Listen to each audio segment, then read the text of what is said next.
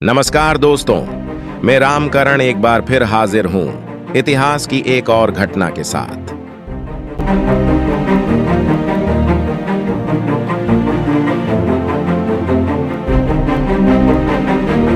साम्राज्यवाद की लड़ाई में न जाने कितनी बार इस दुनिया में खून की होली खेली जा चुकी है। ऐसा ही एक युद्ध सन 1914 से 1918 तक लड़ा गया, जिसने दुनिया का इतिहास और नक्शा बदल कर रख दिया, जिसे प्रथम विश्व युद्ध के नाम से जाना जाता है। यूरोप, एशिया और अफ्रीका के बीच पानी, आकाश और जमीन पर करीब 4 साल तक चली इस लड़ाई में विश्व ने विनाश की उस तस्वीर को देखा जिसको शायद दोबारा कोई नहीं देखना चाहेगा। इस युद्ध में हर तरफ लाशों के ढेर और गोले बारूद ने भीषण विभीषिका की गवाही दी, जिसमें लगभग 9 करोड़ सैनिकों और लगभग 1.5 करोड़ आम लोगों को मौत ने निगल लिया और इससे कई अधिक लगभग 10 करोड़ लोगों को युद्ध के बाद होने वाली महामारी ने काल का शिकार बना लिया।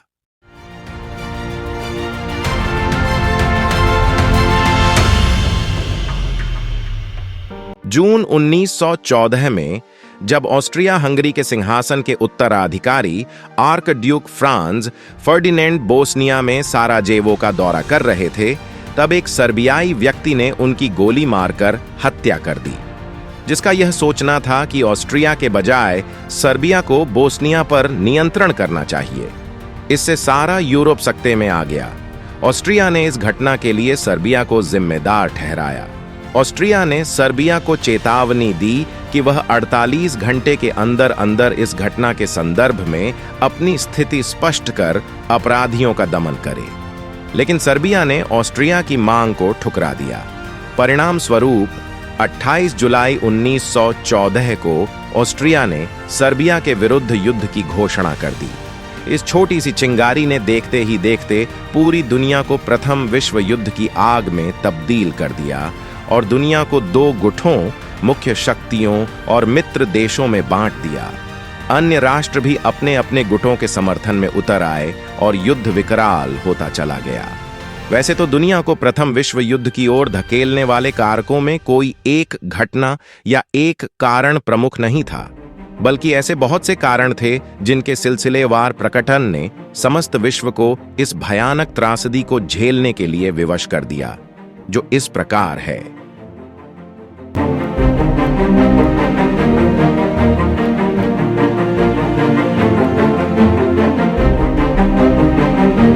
जर्मनी की नई अंतर्राष्ट्रीय विस्तारवादी नीति। वर्ष 1890 में जर्मनी के नए सम्राट विल्हेम द्वितीय ने एक अंतर्राष्ट्रीय नीति शुरू की, जिसने जर्मनी को विश्व शक्ति के रूप में परिवर्तित करने के प्रयास किए। इसी का परिणाम रहा कि विश्व के अन्य देशों ने जर्मनी को एक उभरते हुए खतरे के रूप में देखा, जिसके चलते अंतर्राष्ट्रीय स्थिति अस्थिर हो गई।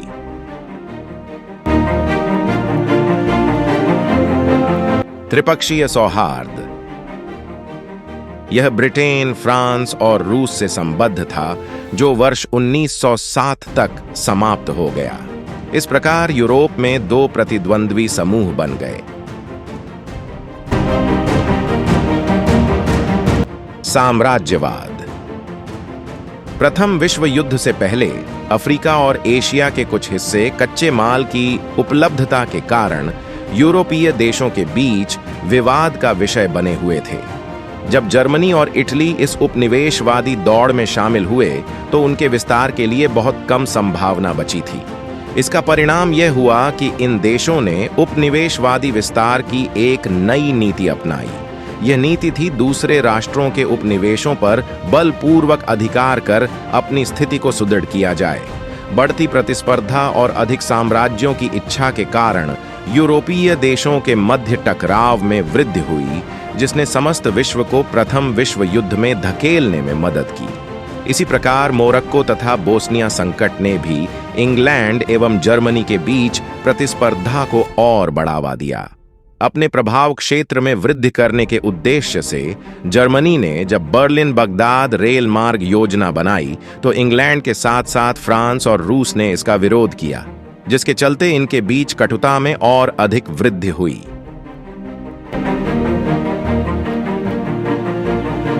सैन्यवाद। 20वीं सदी में प्रवेश करते ही विश्व में हथियारों की दौड़ शुरू हो गई थी। वर्ष 1914 तक जर्मनी में सैन्य निर्माण में सबसे अधिक वृद्धि हुई। ग्रेट ब्रिटेन और जर्मनी दोनों ने इस समयावधि में अपनी नौसेनाओं में काफी वृद्धि की। सैन्यवाद की दिशा में हुई इस वृद्धि ने युद्ध में शामिल देशों को और आगे बढ़ने में मदद की। वर्ष 1911 में एंग्ल जर्मन नाविक प्रतिस्पर्धा के परिणाम स्वरूप अगादिर का संकट उत्पन्न हो गया। हालांकि इसे सुलझाने का प्रयास किया गया, परंतु यह प्रयास सफल नहीं हो सका। वर्ष 1912 में जर्मनी में एक विशाल जहाज इम्परेटर का निर्माण किया गया, जो उस समय का सबसे बड़ा जहाज था। इससे इंग्लैंड और जर्मनी के मध्य वैमनस्य एवं प्रतिस्पर्धा में वृद्धि हुई।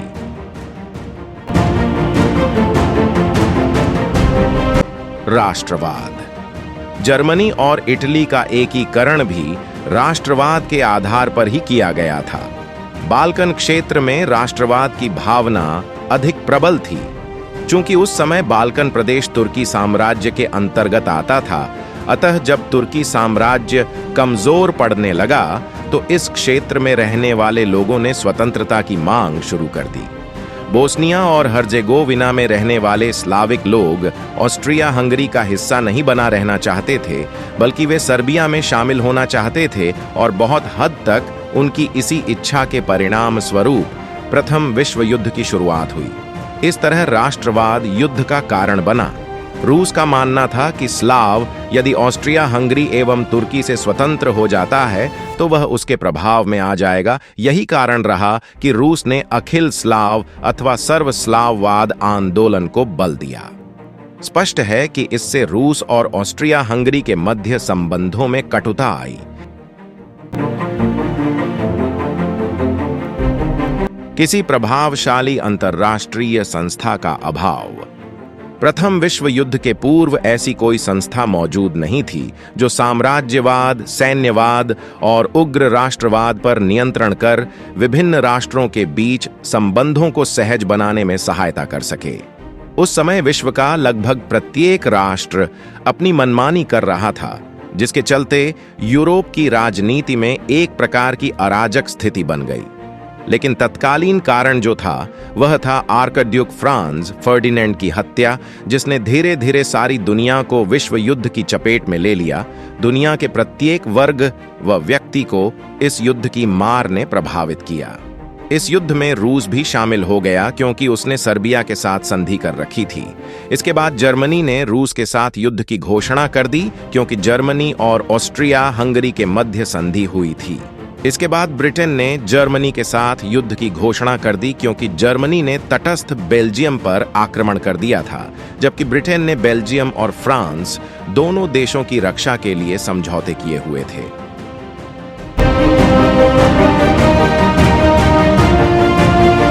यूरोप, अफ्रीका और एशिया में कई मोर्चों पर संघर्ष शुरू हुआ। इसके दो मुख्य परिदृश्य थे, जिसमें एक था पश्चिमी मोर्चा, जहां जर्मनों ने ब्रिटेन, फ्रांस और वर्ष 1917 के बाद अमेरिकियों के साथ संघर्ष किया। दूसरा मोर्चा पूर्वी मोर्चा था, जिसमें रूसियों ने जर्मनी और ऑस्ट्रो हंगेरियन सेनाओं के खिलाफ युद्ध लड़ा। वर्ष 1914 में थोड़े समय के लिए जर्मनी को युद्ध में बढ़त हासिल हुई। उसके बाद पश्चिमी मोर्चा स्थिर हो गया और एक लंबा तथा क्रूर युद्ध शुरू हो गया। इस बीच पूर्वी मोर्चे पर जर्मनी की स्थिति मजबूत हो गई, लेकिन निर्णायक रूप से ऐसा नहीं हुआ। वर्ष 1917 में दो घटनाएं घटित हुई, जिन्होंने संपूर्ण युद्ध का रुख ही बदल दिया। सर्वप्रथम, जहां एक ओर संयुक्त राज्य अमेरिका मित्र राष्ट्रों के बेड़े में शामिल हो गया, वहीं दूसरी ओर रूसी क्रांति के बाद रूस युद्ध से बाहर हो गया और उसने एक अलग शांति समझौते पर हस्ताक्षर कर दिए।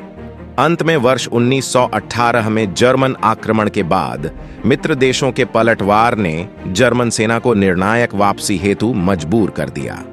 अक्टूबर-नवंबर 1918 में क्रमशः तुर्की और ऑस्ट्रिया ने आत्मसमर्पण कर दिया, जिससे जर्मनी अकेला पड़ गया।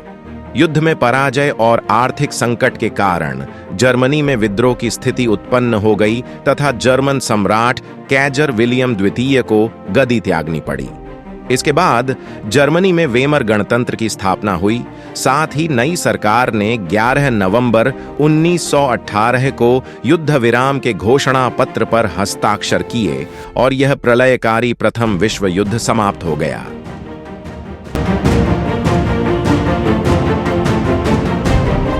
युद्ध में सम्मिलित कोई भी देश युद्ध के लिए स्वयं को उत्तरदायी नहीं मानता था, बल्कि वे यह दावा करते थे कि उन्होंने शांति व्यवस्था बनाए रखने की चेष्टा की। लेकिन शत्रु राष्ट्र की नीतियों के कारण युद्ध हुआ। हालांकि वर्साय संधि की एक धारा में जर्मनी और उसके सहयोगी राष्ट्रों को युद्ध के लिए उत्तरदायी माना गया, किंतु यह मित्र राष्ट्रों का एक पक्षीय निर्णय था।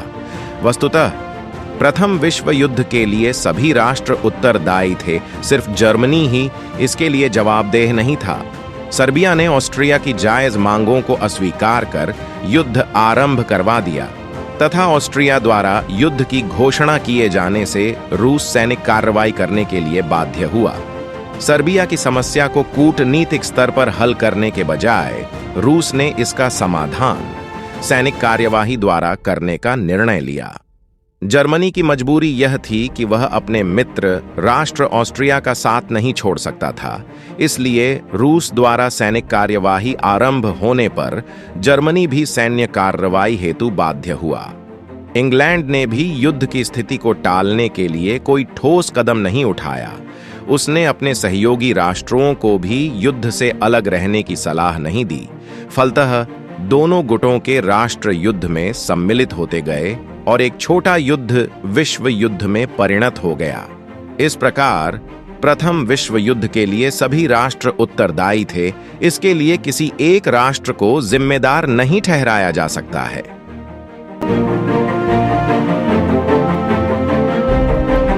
ऑस्ट्रिया और सर्बिया के बीच शुरू हुई जंग एक तरफा थी। पूर्वी यूरोप में ऑस्ट्रिया का वर्चस्व न बढ़ जाए, इसलिए रूस युद्ध में कूद गया। रूस का प्रभाव न बढ़ जाए, इसलिए जर्मनी युद्ध में कूदा। जर्मनी का प्रभाव न बढ़ सके, इसलिए फ्रांस भी युद्ध में शामिल हो गया। जर्मनी ने ज्यों ही बेल्जियम पर हमला किया, फ्रांस भी अपनी झिझक छोड़कर मैदान में कूद पड़ा। जापान से लेकर अमेरिका तक जो भी संप्रभु राष्ट्र थे इस जंग में शामिल हो गए और दो गुट बनकर तैयार गए। एक ओर ब्रिटेन, फ्रांस, रूस, इटली, अमेरिका और जापान थे, जबकि दूसरी ओर ऑस्ट्रिया, तुर्की, जर्मनी, बुल्गारिया आदि कुल 27 देश में शामिल हुए। 28 जुलाई 1914 को शुरू हुई यह जंग 4 साल बाद 11 नवंबर 1918 को खत्म हुई।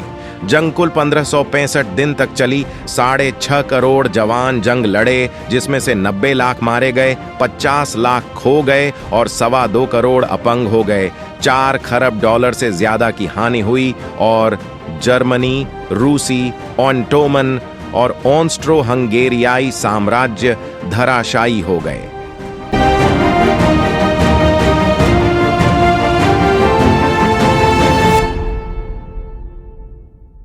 इस महायुद्ध का प्रकोप इतना भयानक था कि इसके आगे महाभारत, पेलोपोनेशियन, सिकंदर, चंगेज और नेपोलियन के सैन्य अभियान बौने से दिखाई देने लगे। 11 नवंबर 1918 की सुबह 11 बजे इस विश्व युद्ध का औपचारिक अंत हुआ। 11वें महीने की 11 तारीख को 11 बजे जर्मनी के प्रतिनिधि मंडल ने फ्रांस में युद्ध विराम के दस्तावेज पर हस्ताक्षर किए। युद्ध विराम की खबर जैसे ही फैली, यूरोप और अमेरिका की गलियों सड़कों में लोग झूमने लगे। 4 साल तक चले। इस युद्ध के बाद लोग ऐसी सुबह देख रहे थे जब धमाकों की आवाजें नहीं थीं, किसी की मौत की खबर नहीं थी, झंडे लहरा रहे थे, देशभक्ति के तराने बज रहे थे। पेरिस, लंदन, न्यूयॉर्क की सड़कों पर नाचते गाते परेड निकाली जाने लगी।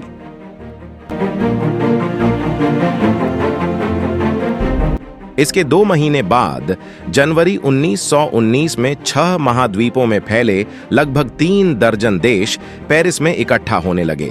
इन डेलीगेट्स को सिर्फ जटिल और संवेदनशील सीमाओं पर ही बात नहीं करनी थी, बल्कि जर्मनी और उसके सहयोगियों से आर्थिक और सैन्य शर्तों पर भी चर्चा करनी थी।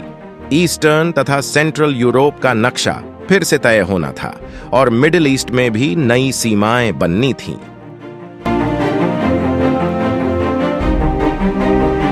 मित्र राष्ट्रों के प्रमुख युद्ध जीतने को लेकर एक मत थे, लेकिन आगे क्या होना चाहिए इसे लेकर वे एक राय नहीं थे।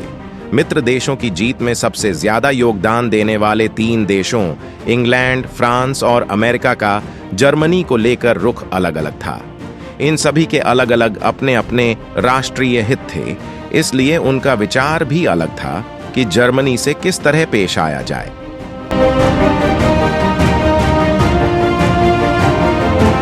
इस गुट में तीसरा मजबूत देश अमेरिका था। अमेरिका ने युद्ध में एंट्री देर से की थी। वह खुद को इस दौर से अलग थलग करके रखना चाहता था। अमेरिकन इस युद्ध को यूरोप के मसले के तौर पर देखते थे और इसीलिए इसमें उनकी भी ज्यादा दिलचस्पी नहीं थी। अमेरिका ने खुद को तटस्थ रखने का फैसला किया और सभी पक्षों से डिप्लोमैटिक और ट्रेड रिलेशन जारी रखने का फैसला किया, खास तौर से जर्मनी के साथ।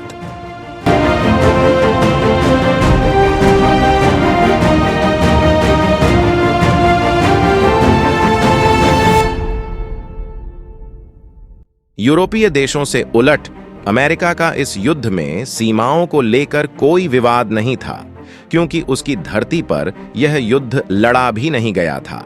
हालांकि जर्मनी द्वारा मेक्सिको को उकसाने और अमेरिका पर हमले के लिए राजी करने का खुलासा जरूर हुआ था, लेकिन फिर भी यूएस प्रेसिडेंट वुडरो विल्सन तटस्थ रहने का फैसला कर बैठे थे। 28 जून 1919 को पेरिस के बाहरी हिस्से में मौजूद पैलेस ऑफ वर्साय में यूरोपीय डिग्निटरीज इकट्ठा होने लगे। यह युद्ध कई महाशक्तियों ने लड़ा था, लेकिन इसकी समाप्ति पर दोष मंड दिया गया इकलौते जर्मनी पर संधि पर हस्ताक्षर के लिए वर्साय महल के हॉल ऑफ मिरर्स को चुना गया था। इसी हॉल में 1871 में फ्रांस की हार पर जर्मन साम्राज्य की घोषणा की गई थी। वहीं तारीख 28 जून इसलिए चुनी गई क्योंकि इसी दिन 1914 में ऑस्ट्रिया के राजकुमार फ्रांज फर्डिनेंड की हत्या हुई थी, जिसके कारण प्रथम विश्व युद्ध शुरू हुआ था। न्यूयॉर्क टाइम्स के अनुसार 28 जून के दिन यह इवेंट महज 37 मिनट चला। इसमें 32 देशों के 27 प्रतिनिधिमंडल शामिल हुए थे।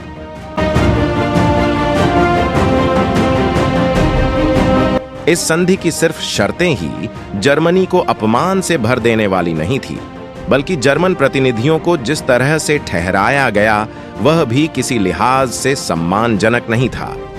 जर्मन प्रतिनिधियों को ट्राइनन पैलेस होटल में ठहराया गया, जिसे कांटेदार तारों से घेर दिया गया था। जर्मन प्रतिनिधियों को देश के किसी प्रतिनिधि या पत्रकार से संपर्क स्थापित करने से रोक दिया गया। संधि के फॉर्मेट को देखकर ही जर्मन प्रतिनिधियों के होश उड़ गए। वे तो आमने सामने की बात की उम्मीद लेकर आए थे, लेकिन इन शर्तों ने उन्हें आघात पहुंचा दिया था। जर्मनी के राष्ट्रपति ने जब इन शर्तों को असहनीय और पूर्ति न करने लायक बताया, इस पर ब्रिटेन के पीएम लॉयड जॉर्ज ने कहा कि अगर जर्मनी इस संधि पर हस्ताक्षर की मुहर नहीं लगाएगा तो हम बता दें कि आपको इस पर हस्ताक्षर करने ही होंगे। अगर आप वर्साय में ऐसा नहीं करते हैं तो आपको बर्लिन में करना होगा। 29 मई को जर्मन डेलीगेशन ने अपने सवालों का प्रस्ताव थमाया। मित्र देशों ने मामूली संशोधन ही स्वीकार किए और फिर से साइन करने को कहा। इसके लिए 5 दिन का अल्टीमेटम दिया गया। जर्मनी की तत्कालीन शिडमान सरकार ने संधि को अस्वीकार करते हुए इस्तीफा दे दिया। फिर गुस्टाव बोर ने नई सरकार बनाई और इसे स्वीकार किया। 28 जून 1919 को नई सरकार के प्रतिनिधियों ने वर्साय के शीश महल में संधि पर हस्ताक्षर कर दिए।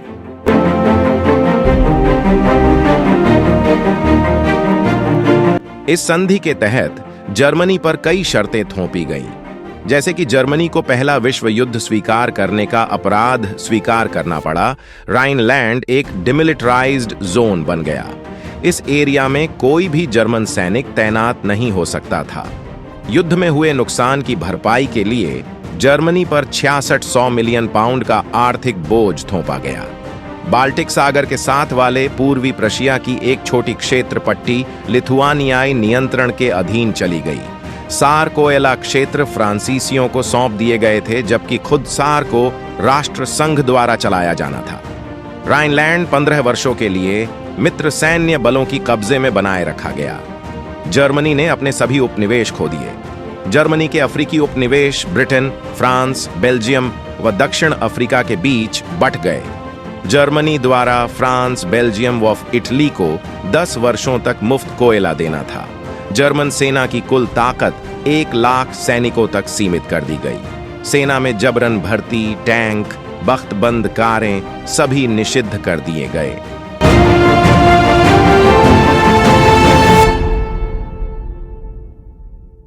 राष्ट्र संघ की स्थापना की गई ताकि दुनिया को दोबारा कभी विश्व युद्ध जैसी भयानक स्थिति न झेलनी पड़े। प्रथम विश्व युद्ध को सभी युद्धों को समाप्त करने वाले युद्ध के नाम से जाना जाता है, लेकिन 28 जून 1919 को हुई वर्साय की संधि ने जर्मनी को आर्थिक रूप से इतना तोड़ दिया कि जर्मनी में अपमान के बदले की आग से एक और चिंगारी पैदा हुई, जिसके कारण मात्र 20 साल बाद ही एक और महायुद्ध की आग सुलग गई, जिसे इतिहास में द्वितीय विश्व युद्ध के नाम से जाना जाता है। वर्साय की संधि से जर्मनी पर कितना आर्थिक बोझ पड़ा, इसका अंदाजा आप इस बात से लगा सकते हो कि इसे चुकाने में जर्मनी को पूरे 90 साल लग गए। अर्थात जर्मनी ने इस दंड की आखिरी किश्त 2 अक्टूबर 2010 को चुकाई। धन्यवाद दोस्तों, मैं रामकरण अब आपसे इजाजत लेता हूं। फिर मिलेंगे ऐसी ही इतिहास की एक और घटना के साथ।